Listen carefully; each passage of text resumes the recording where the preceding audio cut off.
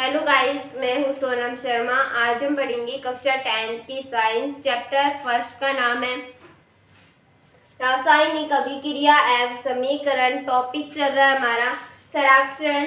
अम्ल व आर्द्रता के कारण धातुओं का धीरे धीरे संरक्षित होना, इसे ही संरक्षण कहते हैं। हम संरक्षण को समझे तो जैसे कि लोहे की जो नई वस्तुएं होती है उनके ऊपर कितनी चमक पाई जाती है, हम उन्हें बहुत लंबे समय के पश्चात हम उन्हें देखते हैं तो उनके ऊपर लाल रंग की एक परत धीरे धीरे छड़ जाती है और उसे क्या कहते हैं, जंग लगना कहते हैं।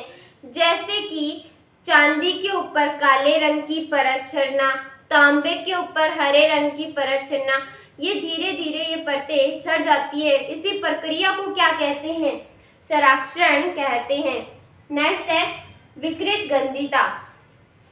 विकृत गंधिता वसायुक्त तेलीय खाद्य सामग्री को जब लंबे समय तक रखा जाता है, इनके स्वाद व गंध बदल जाते हैं। इसी घटना को विकृत गंधिता कहते हैं। हम विकृत गंधिता का एग्जाम्पल ले तो हम जब ताज़ा सब्जी को बनाते हैं, हम उसे 3 से 4 घंटे में खा लेते हैं, तब वो उस सब्जी का स्वाद और उसकी गंध बहुत अच्छी होती है। स्वाद उसका अच्छा होता है और गंध भी उसकी अच्छी होती है। अगर हम उसे बहुत लंबे समय के पश्चात हम उसे खाएंगे तो उसका स्वाद जो है वो बेकार आएगा और उसकी जो स्मेल है वो भी बेकार आएगी। और इसी प्रक्रिया को क्या कहते हैं, विकृत गंधिता कहते हैं। फर्स्ट क्वेश्चन है, नीचे दी गई अभिक्रिया के संबंध में कौन सा कथन सत्य है। Lead oxide plus carbon. Lead oxide जब कार्बन के साथ क्रिया करेगा तो क्या बनाएगा, लेड प्लस कार्बन डाइऑक्साइड बनाएगा। तो हमें यहाँ पे एग्जाम्पल दिए गए और हमें इनमें बताना है कि कौन सा सही है। पहला है ए, सीसा अपचयनित हो रहा है। बी, कार्बन डाइऑक्साइड उपचयनित हो रही है। सी, कार्बन उपचयनित हो रहा है। डी, लेड ऑक्साइड अपचयनित हो रही है। फर्स्ट है A B, second A L C, third A B F C और फोर्थ है सभी। हम देखेंगे कि इसमें कौन सा सही आंसर है। सीसा अपचयनित हो रहा है। सीसा अपचयनित किसे कहते हैं, जिसमें ऑक्सीजन की वृद्धि की कमी हो जाती है उसे तो अपचयन कहते हैं। और उपचयन किसे कहते हैं, जिसमें ऑक्सीजन की वृद्धि होती है, ऑक्सीजन जुड़ता है, उसे तो क्या कहते हैं, उपचयन कहते हैं। तो यहाँ पे देखिए सीसा अपचयनित हो रहा है। सीसा क्या हो रहा है, अपचयनित, यानी कि शीशे की जो ऑक्सीजन है उसकी वृद्धि में कमी हो रही है। यहाँ पे ऑक्सीजन नहीं है यानी कि ऑक्सीजन की कमी हो गई। तो पहला हमारे क्वेश्चन का आंसर सही है। सेकंड है कार्बन डाइऑक्साइड उपचयनित हो रही है।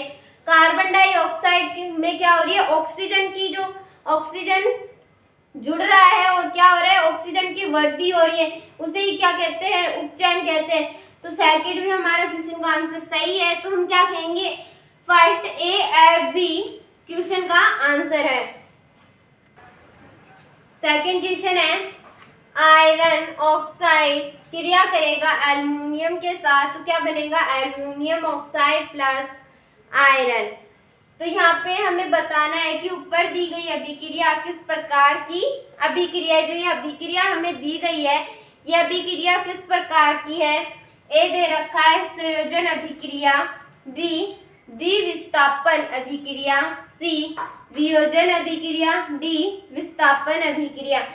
तो हम बताएंगे कि ये विस्थापन अभिक्रिया कैसे है, क्योंकि जो ये अभिक्रिया हो रही है इनमें क्या हो रहा है कि आयनों का क्या हो रहा है, आदान और प्रदान हो रहा है, उसे ही क्या कहते हैं, विस्थापन अभिक्रिया कहते हैं। तो इनमें आयनों का आदान प्रदान हो रहा है, तो ये किस अभिक्रिया का उदाहरण है, विस्थापन अभिक्रिया का उदाहरण है।